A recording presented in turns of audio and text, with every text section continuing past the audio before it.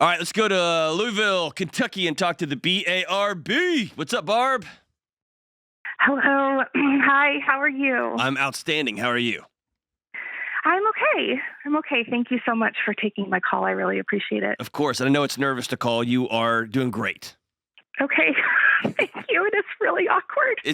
Hey, my wife tells me I've been awkward for years, so you're all good.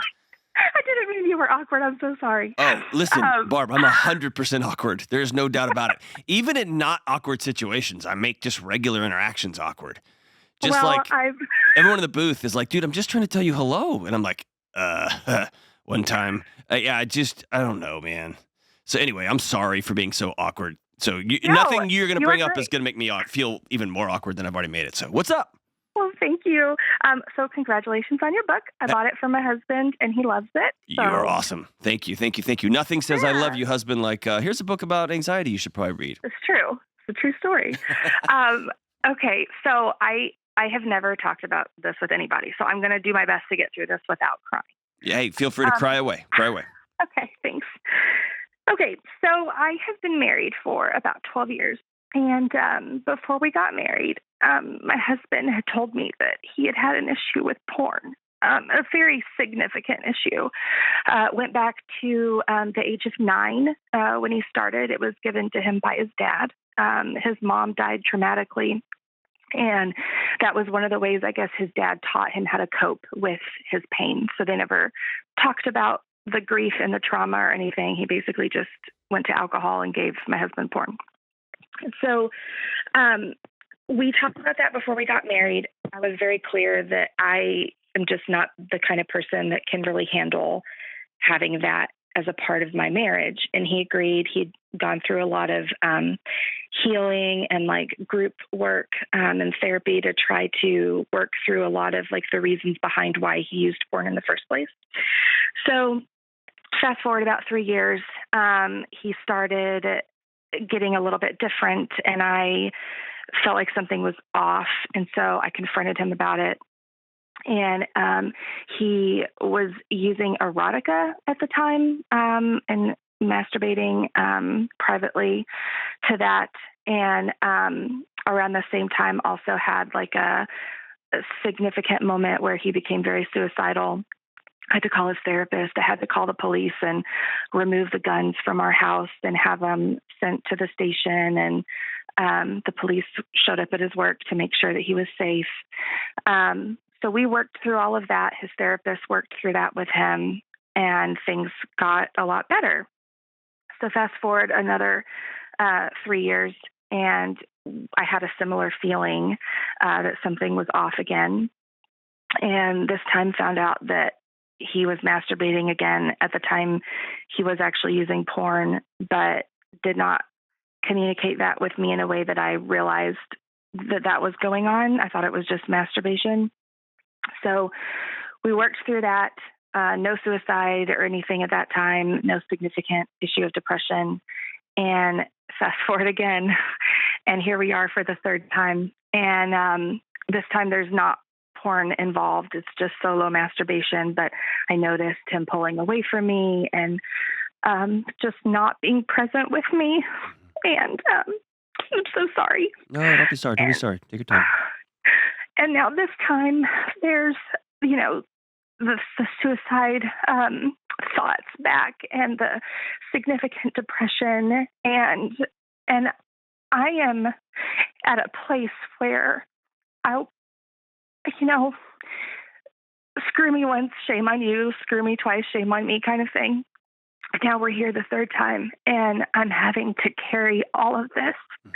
And I love him, and he's truly a really good person. He is a 9 on the ACEs score and has a significant amount of trauma in his background, and he has worked through so much. He is an amazing father and a wonderful person, and I don't know what to do. Like, I guess my question is, how do I support him and not become bitter and take care of myself and not wonder, why does this keep happening? Because there must be something wrong with me. Yeah. Why this keeps happening?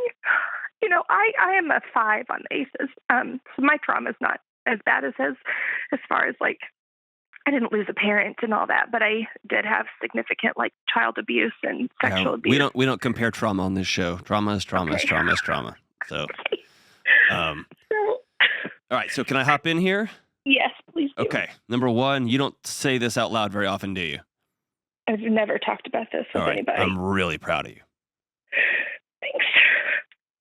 So tell me, you're either being flooded with, oh my gosh, I can't believe I said that, or you're being flooded with relief. Which one is it? I feel relief. There you go. You'll feel guilty later. You'll feel that weird, over vulnerable, like, you'll feel that later. But right now, I want you to fully feel this for 1 second. Okay? Because this is going to be part of your path forward. Okay. Is you have to stop keeping secrets from him and from your small group of people that you trust deeply. Okay?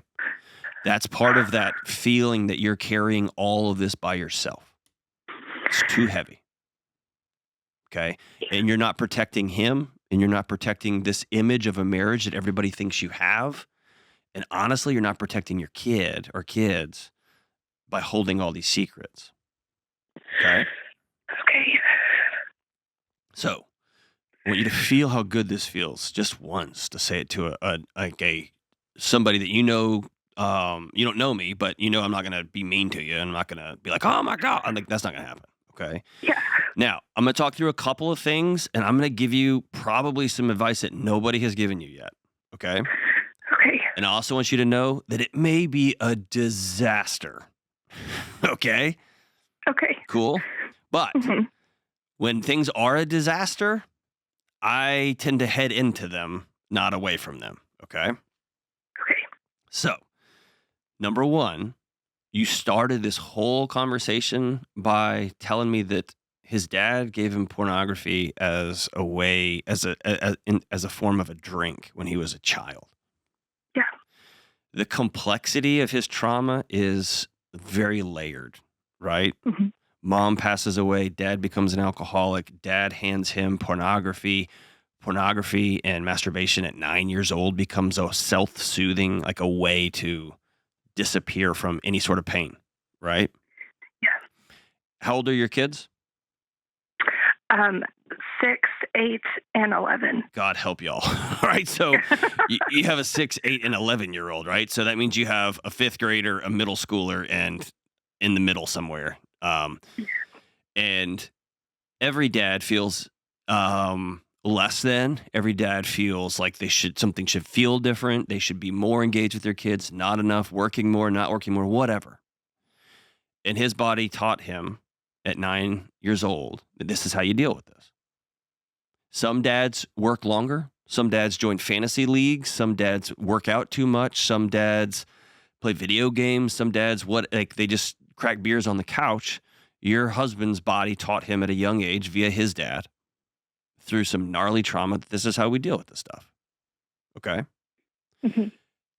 I tell you that to tell you, none of this is about you. Okay? My guess is your trauma as a little girl, you've learned to solve that trauma by making sure that everybody was okay. Mm-hmm. And this one's not about you. And that's hard.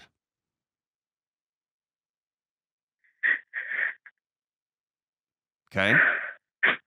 Mm-hmm. Here's the second thing. For some reason, to say that this young man has put in the work, he's put in the work, huh? He's put in a lot of work. Okay. Yeah. I want to try something that's unique. Number one, we're not going to screw around with suicidality, okay?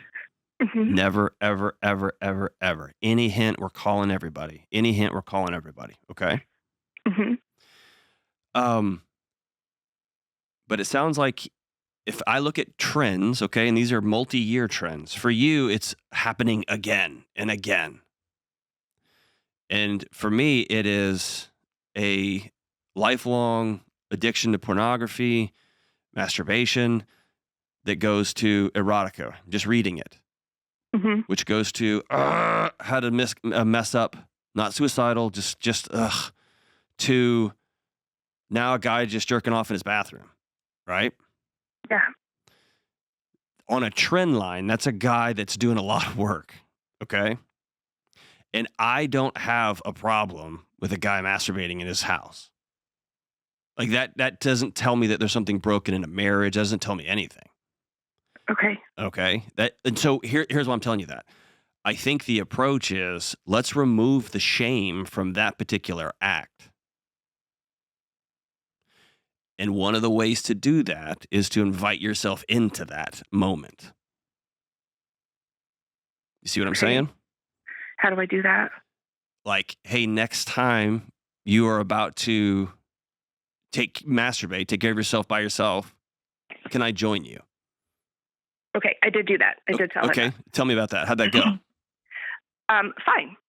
Okay. I think that's what he's done since. I think. Did it demystify it? That's what I'm saying. Did it de-shame it? I don't know. I'm not sure. Okay. For him, you mean, did it? Yes. I don't know if it did or not. Okay. I think it's worth a follow-up conversation because there sounds like, again, I haven't talked to him. They may be completely unrelated, but it sounds like somehow this shame and this loop-de-loop and this trauma loop are all wound up together. If these depressive cycles follow these patterns, right, and he ends up in this dark place. Yeah. But I think the helping part of you is to be curious, not, oh my gosh, my marriage is falling apart. Okay? Okay. You have drawn a hard line at pornography, and I fully agree with that line. And so I think his work is not crossing that line because I think that's very fair that you drew that boundary. I'm proud of you for that. Okay. Okay. The second, or the third or fourth, I don't know what number we're on, is me asking you, are you done? No. I don't get in your voice that you're done. I get in your voice that you're just so exhausted. I'm tired. Yeah. I'm just really, I just feel like I can't, because of the suicide feelings, Yep. I can't talk about my feelings without him shutting down. So, you know what I mean? Like, Yeah. he does have a lot of guilt, and I don't know how to navigate that. What are your feelings that he shuts down from? The shame. I think he feels from what he's told me, like he's not a good husband, and that's not true. Sure. But major depression doesn't tell the truth, and it's just so hard to wade through, right? Is he taking his meds? Is he taking care of business on that front? Yes, and they just started him on another one. Okay. And when they do that, what do they tell you? To watch real closely, right? Yeah, they're adding on, like, augmenting therapy instead of switching. Okay. So, Okay. So I guess are you seeing somebody too?